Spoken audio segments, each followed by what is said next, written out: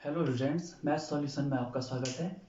Students, आज हम class 12th का जो फर्स्ट चैप्टर है संबंध एवं फलन, रिलेशन एंड फंक्शन, उसे डिस्कस करेंगे। लेकिन उसको डिस्कस करने से पहले आपने क्लास 11th में जो फर्स्ट चैप्टर है सेट, उसके बारे में पढ़ा होगा कि समुच्चयों को हम कितने प्रकार से डिस्क्राइब करते हैं, मतलब उनको डिस्क्राइब करने के कौन कौन से मेथड हैं, रोस्टर मेथड और सेट बिल्डर मेथड। ठीक है, रोस्टर मेथड को हिंदी में कहा जाता है सारणीबद्ध रूप, और सेट बिल्डर मेथड को कहा जाता है समुच्चय निर्माण रूप। ठीक है, फिर आपने और टॉपिक पढ़े होंगे कि समुच्चयों के कितने प्रकार होते हैं, समुच्चयों को व्यक्त करने के उन्हें हम एक सिंबल दिए गए हैं उन्हें। ठीक है, जैसे नेचुरल नंबर के लिए एन दिया गया है, रियल नंबर वास्तविक संख्याओं के समुच्चय के लिए आर सिंबल दिया गया है, इस तरीके से। फिर क्या होता है कि समुच्चयों पर क्या होती हैं, कुछ संक्रियाएं अप्लाई होती हैं, है ना। संक्रिया मतलब ऑपरेशन, जैसे यूनियन हो गया या इंटरसेक्शन हो गया। ठीक है, इस टाइप की कुछ संक्रियाएं होती हैं, यूनियन, इंटरसेक्शन, ट्रांसपोज, पूरक घटना। ठीक है, इस टाइप की।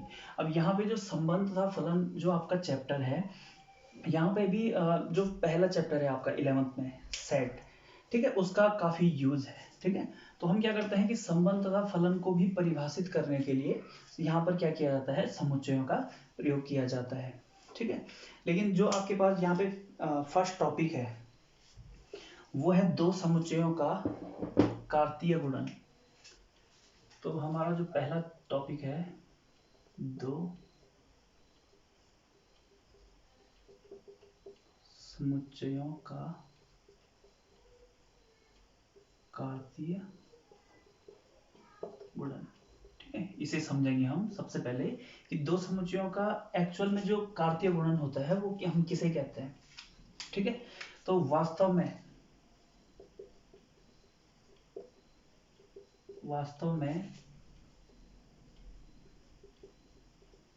कार्तीय गुणन एक गणितीय संक्रिया है। ठीक है, वास्तव में कार्तीय गुणन क्या है, एक गणितीय संक्रिया है। इसे क्रॉस चिन्ह से व्यक्त किया जाता है। ठीक है, इसे क्रॉस सिंबल से डिनोट किया जाता है। अब ये क्रॉस क्या है, बीजगणितीय गुणन नहीं है। ठीक है, ये जो क्रॉस है ये द्विआधारी संक्रियाओं पर लगता है, जैसे समुच्चय ए क्रॉस बी, तो समुच्चय ए का समुच्चय बी से कार्तीय गुणन, ठीक है, इसे हम कहते हैं संक्रिया, ऑपरेशन कहा जाता है इसे। समुच्चय ए का समुच्चय बी से कार्तीय गुणन, तो हम इसे पढ़ेंगे कि ए तथा बी का कार्तीय गुणन।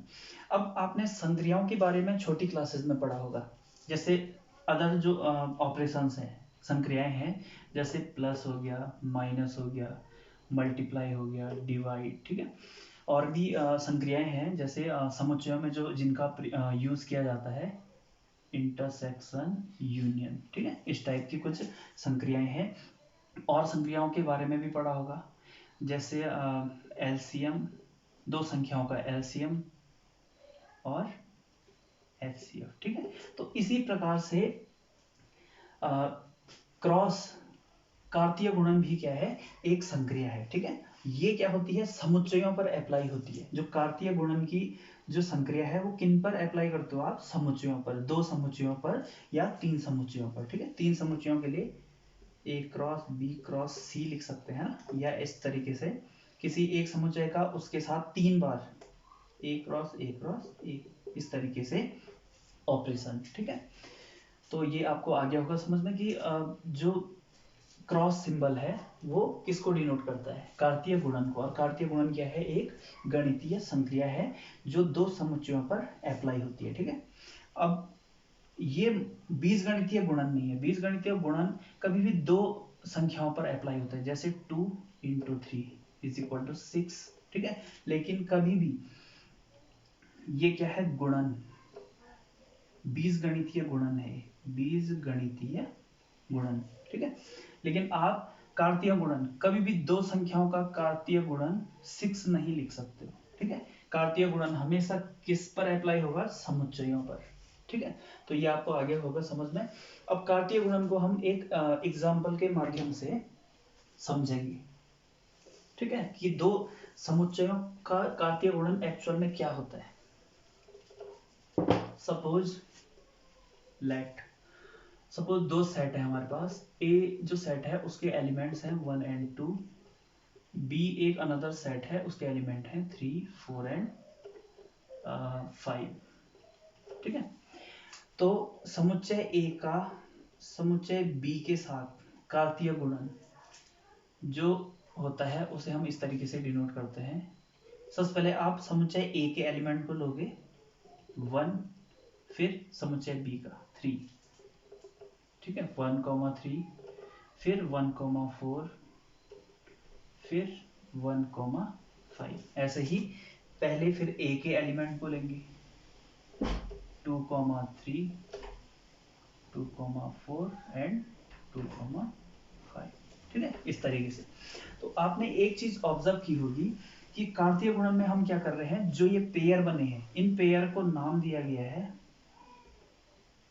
क्रमित युग्म, ठीक है। पेयर है, युग्म का मतलब पेयर, और क्रमित का मतलब क्रम से, ठीक है। क्रम से ये क्या बन रहे हैं, युग्म बन रहे हैं। जैसे हम क्या कर रहे हैं कि इस पेयर में हम फर्स्ट एलिमेंट समुच्चय ए से एंड सेकंड एलिमेंट को हम समुच्चय बी से ले रहे हैं, ठीक है। इसी प्रकार से ये बहुत सारे एलिमेंट से क्या बन गया, एक कंप्लीट सेट बन गया। तो ए क्रॉस बी है, जो ए क्रॉस बी का मतलब ए तथा बी का कार्तीय गुणन क्या होता है, क्रमित युग्मों का एक समुच्चय होता है, ठीक है। क्रमित युग्म जितने भी इसके अंदर जो एलिमेंट्स हैं वो क्या है, युग्म के फॉर्म में, पेयर के फॉर्म में है, ठीक है। और इसे हम एक समुच्चय भी मान सकते हैं, ठीक है। तो इस प्रकार हम इसकी जो डेफिनेशन है उसे इस तरीके से कह सकते हैं कि दो अरिक्त समुच्चय, ठीक है। समुच्चय क्या होने चाहिए, रिक्त नहीं होने चाहिए, अरिक्त होने चाहिए, मतलब भरे हुए होने चाहिए। तो दो अरिक्त समुच्चयों ए तथा बी का क्रमित गुणन क्रमित युग्मों का एक ऐसा समुच्चय होता है जिसमें क्रमित युग्मों में प्रथम घटक समुच्चय पहले समुच्चय से तथा द्वितीय घटक दूसरे समुच्चय से लिए गए हों, ठीक है। तो ये आपको आगे होगा समझ में कैसे करके बनाना है, ठीक है। कभी कभी आपके पास किसी एक समुच्चय का उस ही समुच्चय से क्या पूछा जाता है, क्रमित गुणन पूछा जाता है। जैसे यहाँ पे ए एक सेट है जिसके दो एलिमेंट हैं 1 एंड 2, तो ए का ए के साथ ही हम क्रमित गुणन अगर निकालना चाहें तो ये कैसे करके बनेगा, पहला एलिमेंट होगा 1,1, 1 का 1 के साथ सपोज 1,2, ठीक है। ए ये सेट है, सेकंड सेट को भी हम ए ही लेते हैं अगर, तो पहला जो पेयर बनेगा वो बनेगा 1,1, 1, 1, फिर दूसरा बनेगा 1,2, 1,2, फिर थर्ड जो एलिमेंट है, मतलब जो थर्ड जो पेयर बनेगा वो बनेगा 2,1, फिर फोर्थ होगा 2,2, ठीक है। तो इस तरीके से हम किसी समुच्चय का उस ही समुच्चय से क्या कर सकते हैं, क्रमित गुणन निकाल सकते हैं। और क्रमित गुणन हमेशा किस फॉर्म में होगा, क्रमित युग्मों के समुच्चय के रूप में, ठीक है। तो ये आपको अच्छे से आगे होगा समझ में, ठीक है। अब इसकी थोड़ा डेफिनेशन लिख लेते हैं हम, इसे आप नोट कर लीजिए।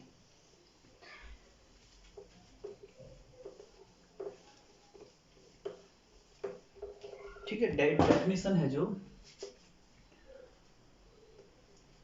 वो है दो अरिक्त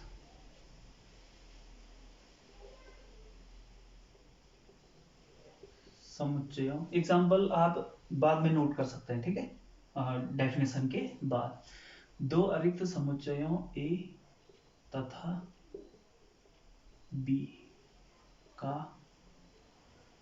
कार्तीय गुणन सभी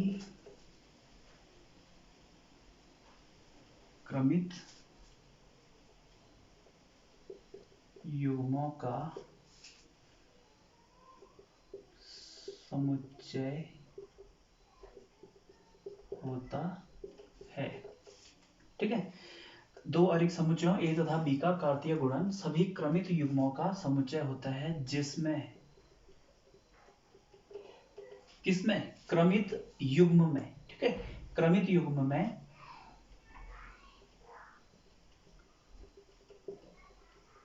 ठीक है, ब्रैकेट में मेंशन कर लेते हैं, जिसमें का मतलब है कि क्रमित युग्म में प्रथम घटक, जो पहला घटक होगा या कंपोनेंट होगा, प्रथम घटक पहले समुच्चय से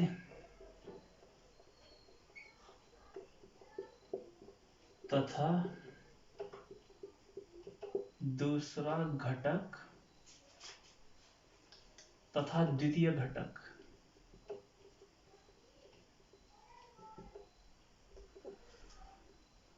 दूसरे समुच्चय से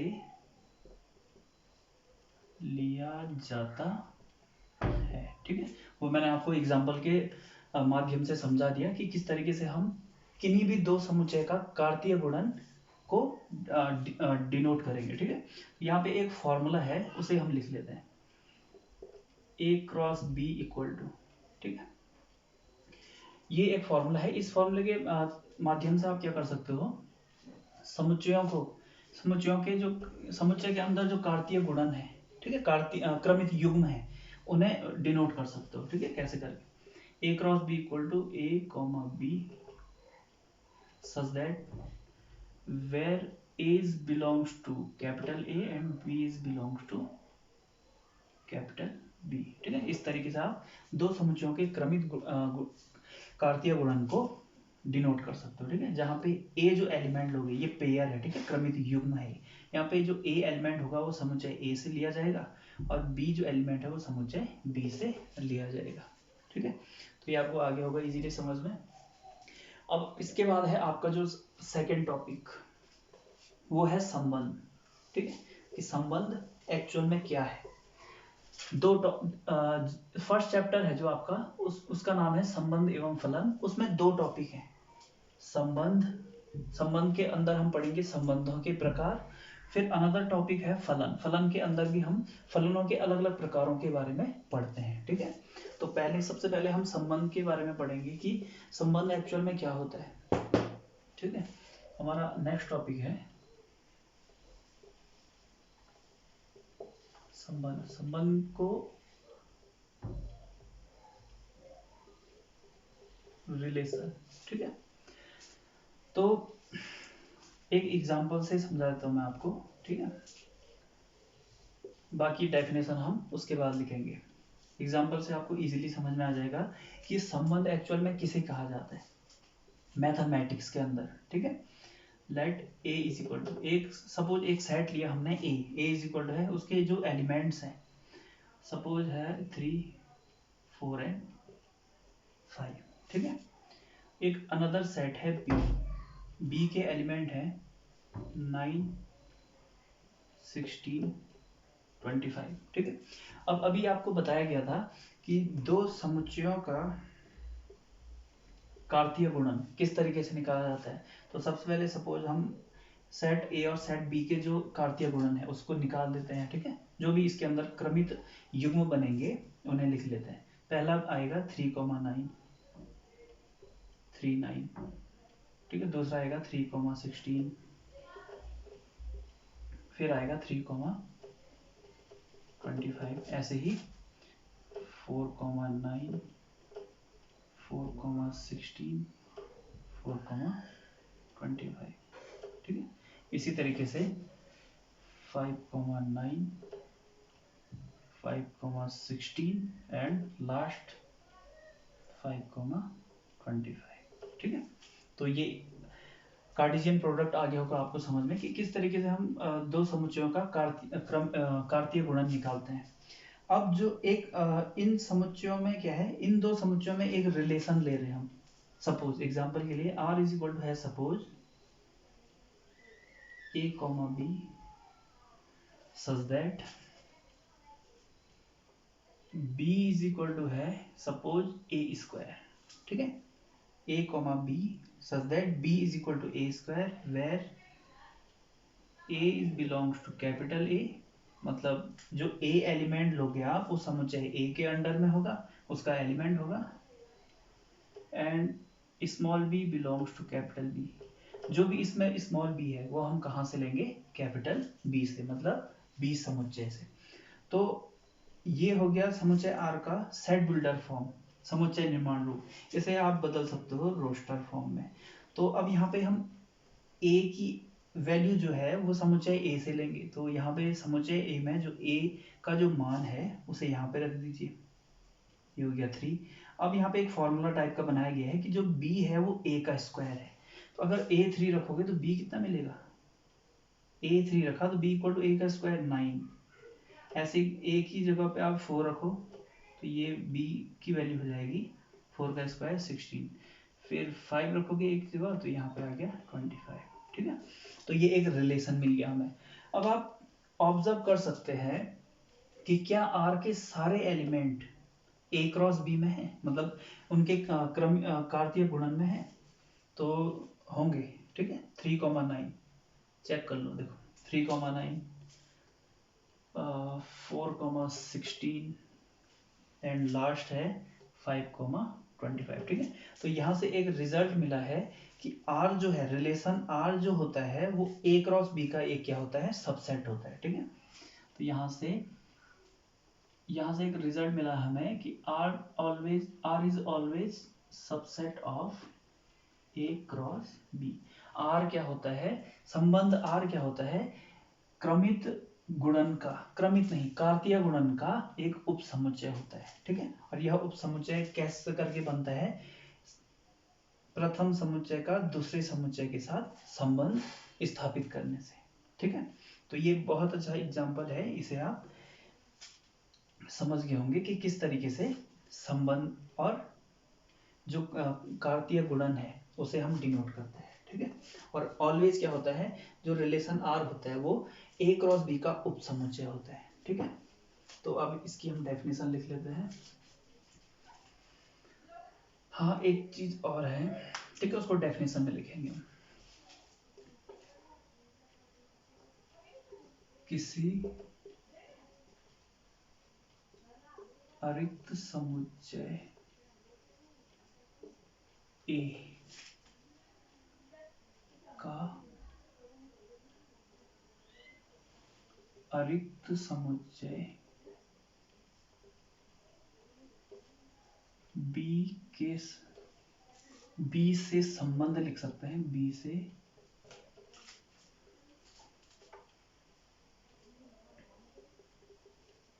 संबंध आर, किसी अरिक्त समुच्चय ए का किसी अन्य अरिक्त समुच्चय, अरिक्त का मतलब जो भरा हुआ हो, रिक्त ना हो। ठीक है, अन्य अरिक्त समुच्चय बी से संबंध जो आर होगा वो होगा कार्तीय गुणन ए क्रॉस बी का एक उपसमुच्चय होता है। ठीक है, ए क्रॉस बी का एक उपसमुच्चय होता है। यह उपसमुच्चय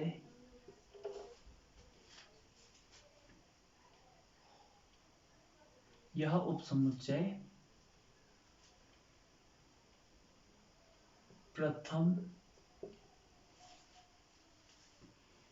समुच्चय के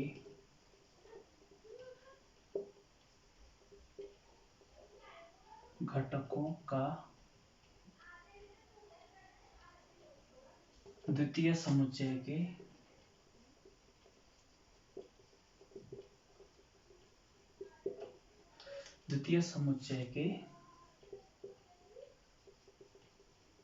घटकों के साथ संबंध स्थापित करने से प्राप्त होता है। ठीक है, यह रिलेशन कब प्राप्त होगा आपको, जब आप प्रथम समुच्चय के घटकों का संबंध किससे स्थापित करोगे, द्वितीय समुच्चय के घटकों से, जैसे हमने यहाँ पे किया था। ठीक है, इसका रिलेशन इसके साथ है, इसका इसके साथ है, इसका इसके साथ है। इस प्रोसेस को हम समुच्चय के माध्यम से भी, मतलब जो वेन डायग्राम है उसके माध्यम से भी समझ सकते हैं, या आप प्रतिबिंब के फॉर्म में भी इसको डिनोट कर सकते हो। जैसे सपोज सेट ए ये है, ठीक है, सेट ए इस तरीके से भी समझ सकते हो आप, और ये है सेट बी। सेट ए के एलिमेंट है 3, 4 एंड 5, इनका क्रम कुछ भी हो सकता है, ठीक है, आगे पीछे हो सकते हैं। और ये है 9, 16, 25। 3 की इमेज बन रही है किस पे, 9 पे, 4 की इमेज है 16 पे, 5 की इमेज है 25 पे। किससे रिलेटेड है, संबंध आर से संबंधित है, ठीक है। तो यहाँ पे आप ऑब्जर्व कर रहे होंगे कि 3 की इमेज 9 पे, 4 की इमेज 16 पे, 5 की इमेज 25 पे बन रही है, ठीक है। तो इस तरीके से आप कह सकते हो कि द्वितीय घटक क्या होते हैं, प्रथम घटकों के प्रतिबिंब होते हैं, ठीक है, इस तरीके से, ठीक है। तो ये हमारा टॉपिक था संबंध। अब यहाँ पे आपके पास कुछ संबंधों के प्रकार हैं, उन्हें समझ लेते हैं, क्योंकि उसी से रिलेटेड आपके पास जो एक्सरसाइज 1.1 है वो उन्हीं संबंधों के प्रकारों पे बेस्ड है, ठीक है। तो इसे नोट कर लीजिए आप, बाकी हम संबंधों के प्रकार के बारे में पढ़ लेते हैं।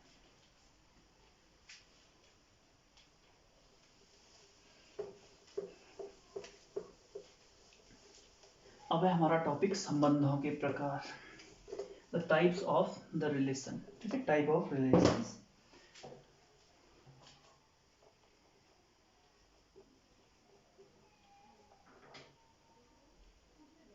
संबंधों के प्रकार, पहला है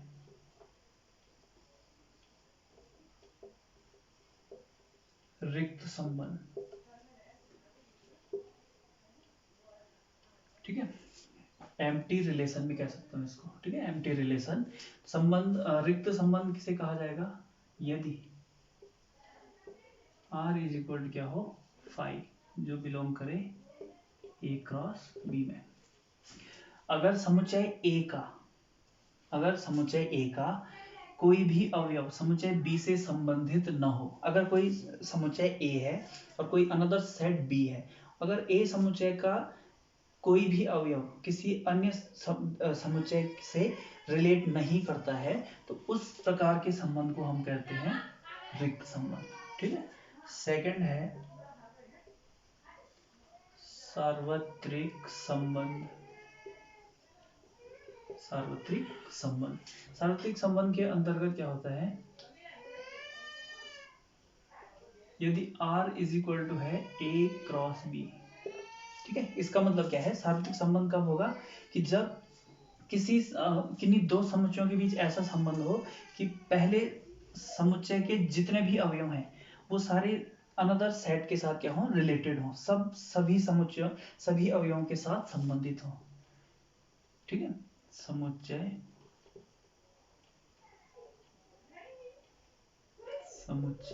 A का प्रत्येक अवयव समुच्चय B से समुच्चय A का प्रत्येक अवयव समुच्चय B से समुच्चय B के प्रत्येक अवयव से संबंधित हो, ठीक है। तो उस संबंध को क्या कहा जाएगा, सार्वत्रिक संबंध, ठीक है। अब थर्ड है जो तीसरा प्रकार, ठीक है, ये मोस्ट इंपॉर्टेंट है क्योंकि इसी से रिलेटेड आपके पास एक्सरसाइज है, ठीक है, जो फर्स्ट एक्सरसाइज है 1.1, ठीक है। तो इसको अच्छे से समझ लीजिए आप। किसी समुच्चय A में परिभाषित संबंध फर्स्ट स्वतुल्य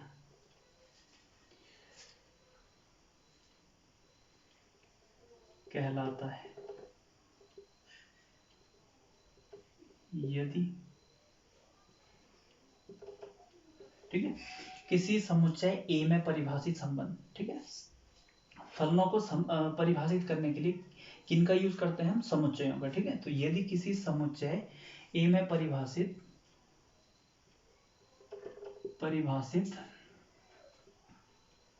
संबंध आर स्वतुल्य कहलाता है, ठीक है, किसी समुच्चय ए में परिभाषित संबंध आर स्वतुल्य कहलाएगा। स्वतुल्य को कहा जाता है रिफ्लेक्सिव, ठीक है, कहलाएगा यदि प्रत्येक, सपोज एक एलिमेंट लिया है हमने इस समुच्चय ए में, प्रत्येक ए बिलोंग्स टू ए के लिए ए से, ठीक है, यदि प्रत्येक small A belongs to A से ए कॉमा ए क्रमित युग्म प्राप्त है, इस तरीके का बिलोंग्स टू आर हो, ठीक है। यदि small A belongs to A से कैसा संबंध प्राप्त होना चाहिए, कैसा क्रमित युग्म प्राप्त होना चाहिए कि A comma A belongs to R, ठीक है। अभी हम जब एग्जाम्पल या क्वेश्चन करेंगे तो आपको अच्छे से समझ में आ जाएगा, ठीक है। दूसरा संबंध है सम्मित। सम्मित कहलाता है यदि प्रत्येक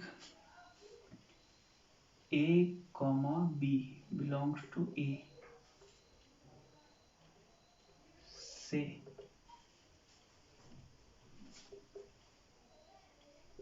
के लिए, ठीक है, यदि प्रत्येक A comma B belongs to A के लिए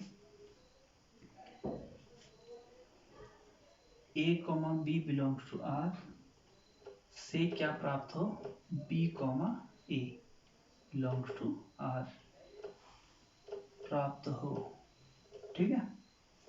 यदि क्या हो, ए कॉमा बी, ये एक क्रमित युग्म है, ये अगर आर में रिलेट कर रहे हैं तो बी कॉमा ए भी रिलेट करना चाहिए आर में, उस रिलेशन आर के अंडर, तो उस रिलेशन को कहा जाएगा सम्मित, सिमेट्री कहते हैं उसको, ठीक है। थर्ड है संक्रामक। संक्रामक संबंध कहलाता है यदि, संक्रामक को कहा जाता है ट्रांजिटिव, रिफ्लेक्सिव, सिमेट्री, ट्रांजिटिव। यदि संक्रामक संबंध कब कहलाएगा, यदि A comma B comma C प्रत्येक, यदि प्रत्येक A comma B comma C belongs to R के लिए A comma B belongs to R एवं B comma C belongs to R से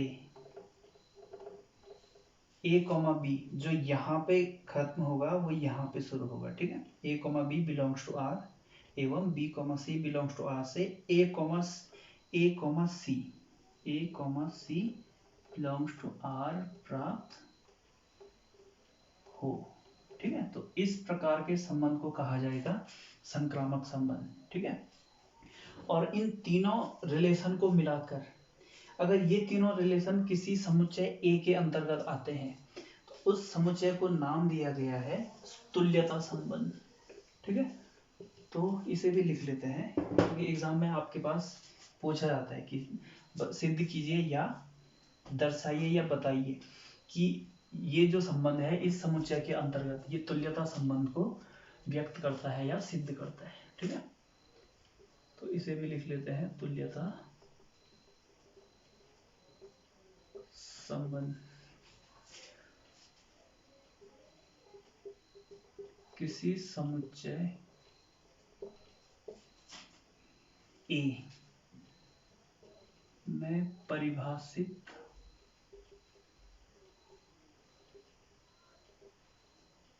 संबंध आर तुल्यता संबंध कहलाता है यदि वह संबंध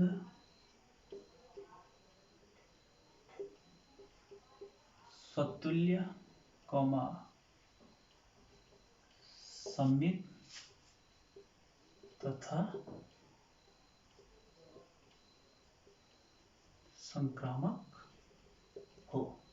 ठीक है, तो इसे हम क्या कहते हैं? तुल्यता संबंध कहते हैं। अब इससे रिलेटेड एक एग्जांपल कर लेते हैं।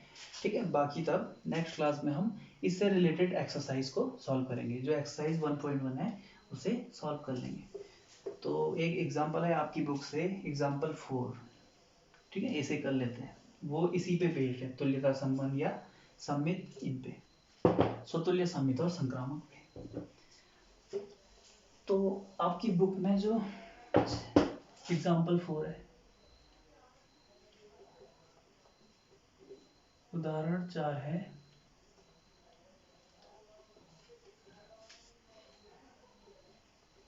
एग्जांपल 4।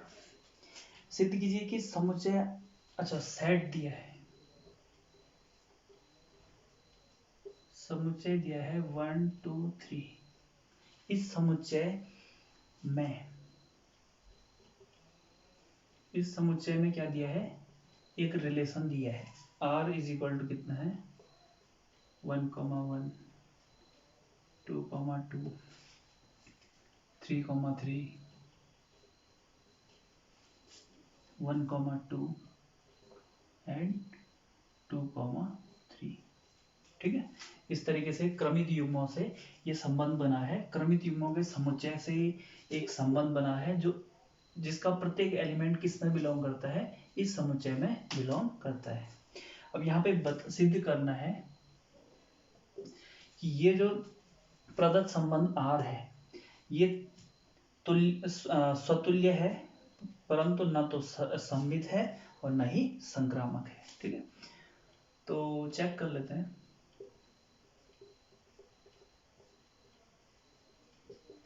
स्वतुल्य के लिए चेक करेंगे हम सबसे पहले। ठीक है, तो यहाँ पे आप ऑब्जर्व कर रहे होंगे कि स्वतुल्य में अभी हमने जो बताया था, जो डेफिनेशन बताई थी मैंने आपको, उसमें क्या था कि अगर कोई एलिमेंट किसी सेट में बिलोंग करता है तो स्वतुल्य कब कहलाएगा? अगर उस एलिमेंट के साथ जो क्रमित युग्म है उस एलिमेंट में क्या होना चाहिए? उसके साथ वही एलिमेंट होना चाहिए। किस में बिलोंग करना चाहिए? रिलेशन R के अंडर में आना चाहिए। मतलब अगर A बिलोंग्स टू A है, सपोज यहाँ पे 1 बिलोंग्स टू, सपोज अगर इसको हम A मानते हैं, A equal to, suppose 1 belongs to A है तो 1 1 बिलोंग्स टू R होना चाहिए। ठीक है, A बिलोंग्स टू A है तो A बिलोंग्स टू R होना चाहिए। इस प्रकार के संबंध को कहते हैं स्वतुल्य। स्वतुल्य का मतलब है खुद से तुलना, है ना, स्वतुल्य, खुद के जैसा मतलब। ठीक है, तो यहाँ पे आप ऑब्जर्व कर रहे होंगे here 1, 1, 2, 2 and 3, 3 belongs to R। इस तरीके से ये क्या कर रहे हैं? R में बिलोंग कर रहे हैं, अतः संबंध R स्वतुल्य है। सेकेंड है आपका सममित।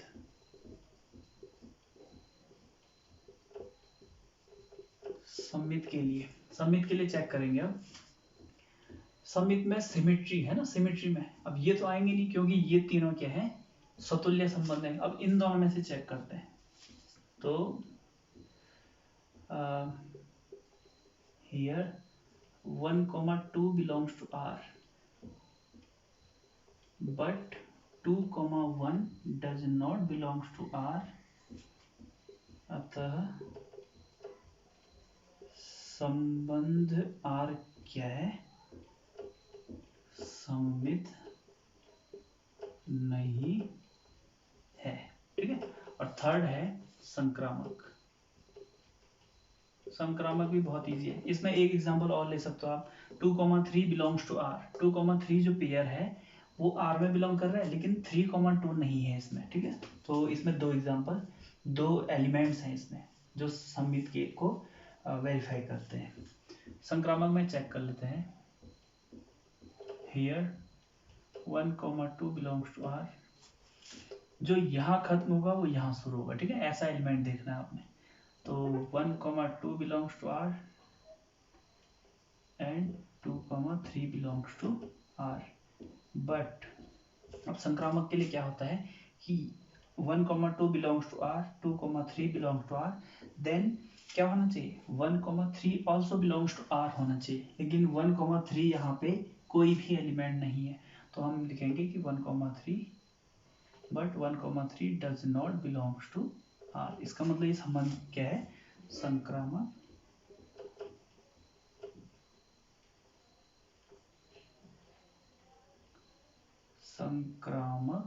नहीं है, ठीक है। तो यही हमने प्रूफ करना था कि जो संबंध आर है वो सतुल्य तो है, परंतु न तो सममित है और न ही संक्रामक है, ठीक है। तो ये बहुत अच्छा एग्जाम्पल दिया गया है यहाँ पे, आपके पास बोर्ड एग्जाम में भी पूछा जा सकता है, ठीक है। तो बाकी इससे रिलेटेड एग्जाम्पल्स और एक्सरसाइज को हम नेक्स्ट क्लास में सॉल्व करेंगे, ठीक है। Thank you.